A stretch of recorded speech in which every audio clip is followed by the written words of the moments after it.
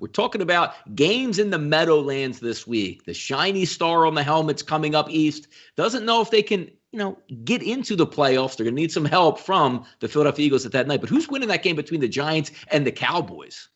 I'm liking the Cowboys here.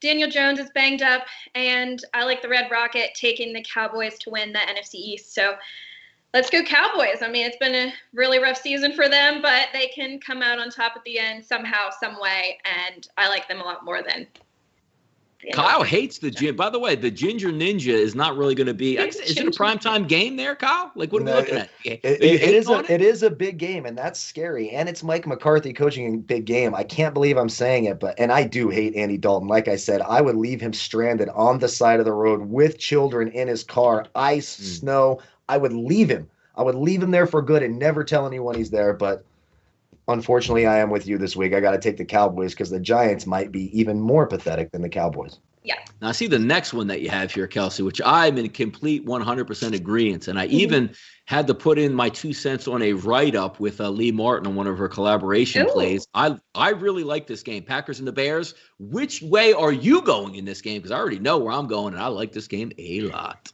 Packers 100%. They know how to expose that Bears defense early on. Chicago's not going to be able to keep up with this offense. I don't think they will either, Kyle. What are you thinking about this game? Like, playing out, like, what's the rosy scenario for the Bears? Are we really thinking Mr. Trubisky, 325, 3 touchdowns, and they put up 38 points and overtake the Packers? I don't see it. I just don't. Their only hope is, it's a cold game. Devontae Adams runs across the field, pulls a groin or a hammy, and now you've got, you're throwing to Valdez, Scantling, and Lazard. Then maybe they can keep it close. The thing I took most from that is thanks to the Arizona Cardinals losing to my 49ers, I got benched, and Lee hit up Donnie this week for the collaboration as I got benched on that after the Cardinals. So there you go. Thanks for Don. Hopefully we can get a winner this week since I blew it for us last week. Yeah, Bears end up outright. But you're right. The only thing I could think different in this game that will get us angry here is if Matt LaFleur goes, look, we're saving Aaron Jones for the playoffs, even though we have to win this game, Kyle. Yeah, and hey, now they're getting Jamal Williams back as well, so you're going to see a bunch of Jamal. Even though A.J. Dillon's clearly better than Jamal Williams, you're going to see Jamal Williams, way more than you should. I cannot stand Matt LaFleur. Maybe in the postseason we get to see some Aaron Jones and play him in DFS. Oh, God, I hate Matt LaFleur. Ugh. Now, degenerates will love this game because Kelsey's actually heading to the Mile High City here, Kyle, between the Las Vegas Raiders and the Denver Broncos, which we basically skipped over this game. Like, I don't know where to go. But again, if there are T-shirts and hoodies made that Sportsbook Review can sell, Jesus Christ, are we leaning with Drew Lock or not here, Kelsey? Absolutely not. I mean, someone has to bet on this game. They do. I like the Raiders, obviously. Josh Jacobs is about to have a ball against this terrible defense. And Raiders are 6-0 against the spread since playing them in 2 road games at Mile High. So easy money, easy win. Whoa. How about that, Kyle? Vic Fangio. Just fading Vic Fangio here. Good idea. I love fading Vic Fangio. I can't stand Vic Fangio either. I think, by this time of the year, I think the list of coaches I like and teams I like is much, much shorter than the coaches and teams I despise. It's weird when you do this. It used to be, my 1 or 2 teams and everyone else, can piss off. Now, now I have a deep-seated hate for several coaches, and Vic Fangio is absolutely one of them. Tom Brady warming up down in southern Florida in Tampa. Falcons go down. Not much to play for in this, but they are playing tough. Tom Brady and the Buccaneers want this win specifically, not really for the win itself or to move up, but just to stay exactly where they are so they can match up against an NFC East opponent in the first round and get a de facto bye out of that. Which way are we leaning towards this game? Are we going to ride that trend of, boy, look at the Falcons with nothing to play for, but continuously playing hard for Raheem Morris, or is it touchdown Tampa Bay? Any Falcons fan hates Tom Brady, and I know those Falcons players are not a fan either. I like Atlanta here to cover. I don't like them winning. Obviously, we don't know how to finish games, and I know I usually stay away from these Falcons games, but I'm taking Atlanta here. Last time they played the Bucs, they were able to hold them to 0 points up until halftime. Then they got crushed, but still they lost by 3 points. So I like Atlanta. They're playing a lot better for Morris than they were for Dan Quinn, even if they lose. Mark Rock says, I'm betting all Kelsey's picks. She's going 6-0 this week. So you're getting the kibosh out here. So you better go 6-0. It is. It must be your end. Kenny and Mark hanging out here, so it is what it is, right? But I think it's a tough game because you can't go wrong, I don't think, with taking the Falcons. Because the one thing that is true holding up here is they're giving you an honest effort every week. And if one kid makes an interception with 2:01 on the clock, which was an easy one, what are we looking at this week? We say, hey, Atlanta just knocked off Kansas City, now coming down to see Tampa Bay. It'll be interesting to see how that one plays out. But another one for, as we like to say, for all the marbles, at least for the Miami Dolphins, heading up to play the Buffalo Bills. Me and Kyle, like my mindset in this game, Kelsey, has changed literally from the night we ended on air on Monday, on the Monday Night Football game, where they blew out the New England Patriots, still coming up to the game. What are your thoughts on the Dolphins and the Bills this week? It's supposed to snow. I checked the weather only because Donnie reminded everyone to check the weather. So. Check it. You don't need it. Tua has never played in the snow. I don't think so, right? Or hasn't this season. I mean, he's a rookie. I don't think he's ever played in the snow. Where have you even played in the snow? Yeah, you're right. You're right. Probably. So I Honolulu. I would love the Dolphins to win this, but I don't see it happening unless the Bills are like, okay, let's give them a run in the playoffs. But still, it's Bills territory, especially in the snow, unless Josh Allen is somehow not playing. Which could be a factor because we think he's going to play, but don't know exactly how long he will play in this game. But if this was any other week, as opposed to they're playing for the 2 seed, I think the Bills would really rout the Miami Dolphins. And again, catching up, if you guys are just tuning in now, Ryan Fitzpatrick not available for this game, getting COVID. So it's going to be all on Tua to win this, which is exactly the way, if you're a Miami fan, you like it. Let the young kid sink or swim, see what he has. Because if he has enough gumption to go against Buffalo in Buffalo, even if Buffalo does sit guys out, that's a pretty nice score there for Tua. But again, we'll see how it adds up. Kelsey's right.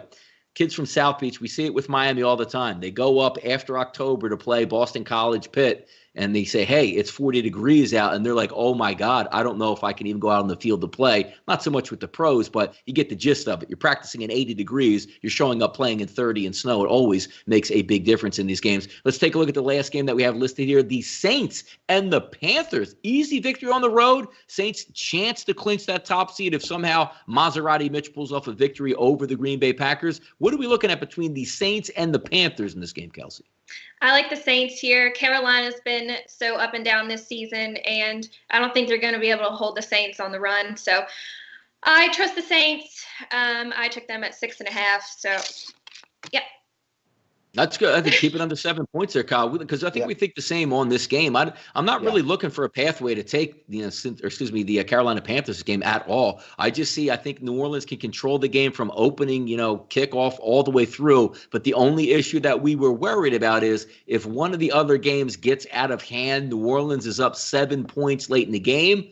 Does it really matter to them? Are they pulling starters with 5 minutes to go if another game already wrapped up early? That's the only question mark I have. So that's the only issue I would have, Kyle, in this one. Yeah, and I completely agree. That's it. They're going to be scoreboard watching, and if Green Bay's punting Chicago or Seattle's punting the 49ers, you'll see Jameis Winston out. You won't see Taysom Hill. You'll see Jameis Winston. They'll give him a few throws, and then anything can happen when you put Jameis in. Pick 6 the other way, 2 pick 6s the other way. 3. He might leave the field, start stealing crab legs from the 14 fans in the stands. We don't know what the hell Jameis Winston will do, but overall, I do think that's the right side. So that's where I would go with it. And Kyle will be, making a book of short stories in the off season here, Akbar, for us. But again, a lot of people tune into these shows like, hey, week 17, it's a great year. We ain't done yet. We got an awesome playoff run right up through to the Super Bowl. So we'll be all over this and having a lot of fun doing some things. But it is New Year's Eve. And again, this is one of those years where we do a show on Christmas Eve. We do a show on New Year's Eve. So a lot's going on. Now, look. Me and Kyle are old folks, so our night right here is, can we even actually make it to midnight at this point? Kelsey, your night on the town tonight? Are we staying home? Somebody in the chat box asked, are you getting engaged tonight? So it's wild out here in these streets, yeah. Wow. Oh my gosh, how many times have to tell y'all I'm so far from engagement. But I'm actually saving my energy for tomorrow. So I'm not going out on the town tonight, but I am going to post up at a local bar tomorrow to watch Notre Dame play. Better, look, hey, you might only be there half. Yeah, Notre Dame in a big game. Yeah, I know. Choke central. I would never. Also, I would never ever throw money on Notre Dame ever. No, never. How about that? So it's going to be a quiet night in for all three of us. I mean, I thought about going and tearing up the town, but I just don't think it can handle all my prowess. So I'm going to go ahead and stay in and play PS5 with my son. Really excited. I'm going to drink. I mean, obviously, but so maybe what's the drink tonight, Frank? Because I'm going with a vodka concoction tonight that I haven't decided yet. But the Grey Goose is ready for whatever I decide. Kyle, what are you up to tonight? I got a little Grey Goose, but I think I got a nice bottle of Pendleton whiskey for Christmas. I think I'm going to bust it out. It's an aged Pendleton. I'm going to go with the probably just Pendleton on the rocks. And as I start to get buzzed and need some sugar, I'll add some Coke to it later on in the evening. I'm somewhere in there. And maybe I'll throw my son one. My son turns 16 soon. I'm going to let him have a few drinks. Though. That could be misconstrued. So what do we have? What are we mixing with again? Coca-Cola, I should say. Coca-Cola. It's hard to find the good stuff out here in these small towns, so I probably won't have any other good stuff in there. I don't know. I might have a heart attack if I did that anyways. Now, what are we drinking, Kelsey? Beers? Giant mugs of beer? Like, what's our choice here? Tomorrow's a beer day. Tomorrow's definitely beer day, but tonight, one drink, and I get to sip it long enough. I like Bullet on the rocks. Ooh. Yeah, here's my favorite thing from my wife. We always go out to a bar, and she loves the idea of like a big, giant, like dirty martini. Then we order it. It's $27. She takes a sip and says, "Can I take this back?" That's usually the nights that I have out on the bars here. There you go. Yeah. There you go. Then he's off dancing with the waitresses, getting martini glasses women thrown are at. crazy. Yeah, that's what I mean. Yeah, she loves it. She loves the idea of a giant martini, and usually, like, it's hit or miss. Like sometimes it's a sip. Like you can't just like pour it back in the bottle and get a Bahama Mom or something like that. But that is what it is. But New Year's Eve, we did it. Look at that, Kyle. An hour and 40 minutes. We even had a nice little 10 minutes. We were trying to get the audio right. And you saw how professional, if Kyle needs to look for a job, he does a great job here live. There you go, Just keep rolling. Yep, just keep rolling on. But thank you guys for tuning in once again here. A little NFL Talk Week 17 extended version. Both myself and Kyle will be back on Sunday at 12 p.m. Eastern time for the closing line. A lot of information still coming back day to day. So if you miss anything, click that link below, sbrpicks.com/NFL. We'll see if Kelsey can cash in yet another week in the Pick Six contest. I'm Donnie Seymour. She's Kelsey Kramer. He's Kyle Proviance. We are sportsbookru.com. This is Week 17, and this was your NFL show. Good luck on your bets out there, and Happy New Year.